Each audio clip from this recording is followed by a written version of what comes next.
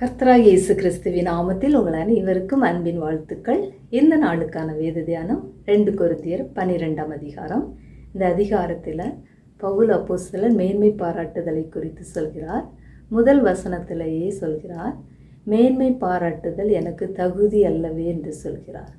ஏனென்றால் அவருக்கு வெளிப்படுத்தப்பட்ட மேன்மையின் நிமித்தம் அவர் தன்னைத்தானே உயர்த்தாதபடிக்கு அவருடைய சரீரத்தில் ஒரு முள் கொடுக்கப்பட்டிருக்கிறது.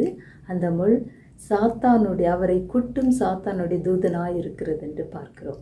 ஏனென்றால் அவரையே உயர்த்தாதபடிக்கு தேவன் அவருடைய சரீரத்தில் ஒரு பலவீனத்தை வைத்திருக்கிறார். அதனால் தான் சொல்கிறார், நான் என்னுடைய பலவீனத்தை குறித்தே மேன்மை பாராட்டுவேன், மற்றொன்றையும் குறித்து நான் மேன்மை பாராட்டாதிருப்பேனாக என்று சொல்கிறார். ஏனென்றால் அந்த பலவீனம் நீங்கும்படியாக அவர் தேவனிடத்தில் 3 முறை வேண்டிக் கொள்கிறார்.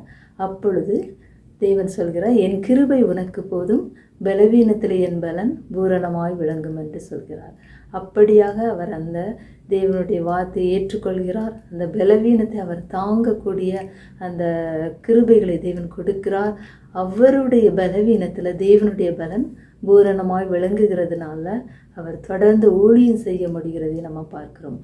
அப்படியாக நாமும் எந்த சூழ்நிலையிலும் நம்மளையே பெருமையாக எடுத்து கொள்ளாதபடி, நம்மளையே மேன்மை பாராட்டாதபடி நம்மை தாழ்த்தி தேவனுடைய சமூகத்தில் வரும்போது நம்முடைய பலவீனத்திலையும் அவருடைய பலன் பூரணமாய் விளங்கும். ஒவ்வொருவரை தேவன் பலப்படுத்துவார். நம்ம ஒவ்வொருவரையும் ஆசீர்வதித்து வழி நடத்துவார். அந்த வசனத்தின்படியாக தேவன் உங்கள் ஒவ்வொருவரையும் ஆசீர்வதிப்பாராக. ஆமேன்.